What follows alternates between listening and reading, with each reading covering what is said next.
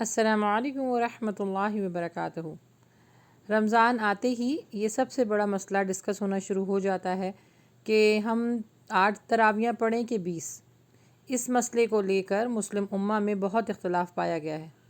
رمضان میں ہم اپنی نیکیاں کسی طرح ضائع کرتے ہیں کہ ایک دوسرے کو برا بھلا کہہ کے، یعنی 20 تراویح پڑھنے والے کو ہم کہتے ہیں کہ وہ غلط کر رہا ہے، اور 8 تراویح پڑھنے والے 20 والوں کو غلط کہتے ہیں۔ سب سے پہلے ہم کو یہ جاننے کی ضرورت ہے کہ تراویح ہے کیا۔ در حقیقت تراویح سنت ہے، فرض نہیں۔ فرض کا چھوڑنا عذاب ہے اور گناہ ہے، سنت کا چھوڑنا ثواب میں کمی ہے۔ یعنی اگر کسی نے 8 بھی پڑھ لی تو اس کو اجر ضرور ملے گا، 20 والوں کو بھی ملے گا۔ آفٹر آل ان دونوں نے سنت پر عمل کیا ہے۔ یہ وہ نفلی عبادت ہے جو جتنا کرنا چاہے اتنا اس کو اجر ملے گا۔ اب ہم یہ جاننے کی کوشش کرتے ہیں کہ ہم تراویح کیوں پڑھتے ہیں۔ اصل میں قیام اللیل، تہجد اور تراویح یہ ایک ہی نماز کے مختلف نام ہیں۔ نماز تراویح یا تہجد کی مسنون رکعتیں جو ہیں وہ 8 ہیں، اور غیر مسنون رکعتیں آپ جتنی پڑھنی چاہیں ان کی کوئی حد نہیں۔ اس میں جھگڑا یا اختلاف کی کوئی بات ہی نہیں۔ حضرت عائشہ سے مروی ہے کہ اللہ کے نبی نے تراویح یعنی تہجد 11 رکعتوں سے زیادہ نہیں پڑھی۔ جب وہ 4 رکعت پڑھتے تھے تو ان کی 4 رکعتوں کا کیا کہنا، خوب طویل ہوتی تھیں، بہت خوبصورت انداز میں پڑھتے تھے، ہر چیز کا حق ادا کرتے ہوئے پڑھتے تھے۔ پھر 4 رکعت بھی اسی طریقے سے پڑھتے تھے، اور اس کے جو رکوع اور اس کے سجود ہوتے تھے وہ بھی بہت طویل ہوا کرتے تھے، بہت اہتمام کے ساتھ پڑھتے تھے۔ پھر 4 رکعت کے بعد پھر 3 وتر ادا کیا کرتے تھے۔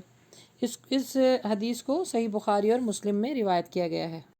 یعنی اس حدیث سے یہ بات واضح ہو گئی کہ اصل مقصد تعداد نہیں ہے بلکہ خشوع اور خضوع ہے۔ خشوع اور خضوع کے ساتھ ادا کرنا ہی بہت ضروری ہے۔ یہاں پر میں آپ کو ایک اور بات مینشن کرتی چلوں کہ آپ جتنی رکعتیں پڑھیں گے یہ آپ کا ذاتی عمل ہے۔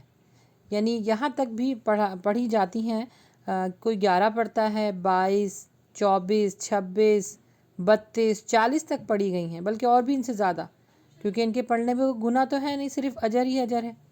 یہ نفلی عبادت ہے، جتنا گڑ ڈالو اتنا میٹھا، اللہ بس قبول کرنے والا ہے۔ اللہ سبحانہ وتعالی ہماری عبادتوں کو قبول کرے۔ تو خدا را اس بہترین عبادت اور اس بہترین مہینے میں اپنی نیکیوں کو بڑھائیے اور اس اختلاف میں نہ پڑھیں۔ 20 بھی پڑھ سکتے ہیں، 8 بھی پڑھ سکتے ہیں، اور 20 سے زیادہ بھی پڑھ سکتے ہیں۔ اللہ سبحانہ وتعالی ہم سب کے اوپر اپنا خاص رحم و کرم کرے۔ نماز تراویح کا وقت عشاء سے لے کر فجر کی نماز تک سے پہلے ہوتا ہے۔ نماز تراویح کو 2 کر کے پڑھنا افضل ہے۔ اللہ کے نبی نے صرف 3 دن یہ نماز تراویح پڑھائی، جبکہ لوگوں نے اس عمل کو بہت سراہا اور بہت پسند کیا۔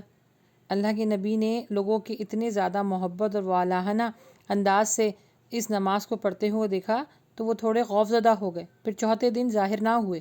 جب ان سے پوچھا گیا کہ اللہ کے نبی چوتھے دن کیوں نہیں آئے تو انہوں نے فرمایا کہ میں اس خوف سے کہ کہیں میری امت کے اوپر یہ فرض نہ ہو جائے۔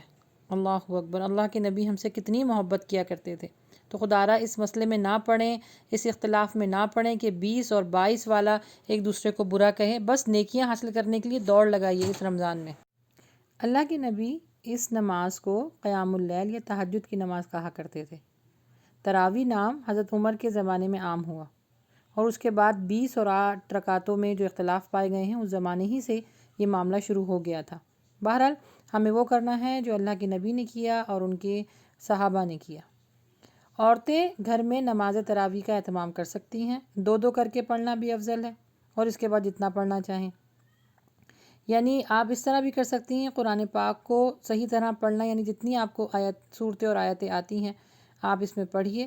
کوشش کیجئے کہ تجوید کے ساتھ پڑھیں، ورنہ کوئی فائدہ نہیں ہوگا۔ قرآن پاک کو کھول کے بھی آپ نماز تراویح کا اہتمام کر سکتی ہیں، لیکن اتنی زیادہ حرکات نہ ہو، یعنی اتنی زیادہ ہل جل نہ ہو کہ نماز کا جو اصل مقصد ہے وہ ختم ہو جائے۔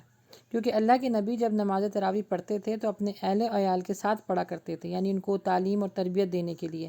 تو یہاں پہ میں آپ کو یہ مشورہ دینا چاہوں گی کہ جو کچھ آج کل کے حالات ہیں اس میں اپنے گھروں میں اہتمام کیجئے، اپنے بچوں کے ساتھ اور اپنے بیوی اور ہسبینڈ کے ساتھ فیملی ٹائم گزارنے کے ساتھ ساتھ نماز تراویح کا اہتمام کیجیے، انشاءاللہ اللہ سبحانہ و تعالیٰ بہت برکات عطا فرمائیں گے اس رمضان کے بابرکت مہینے میں۔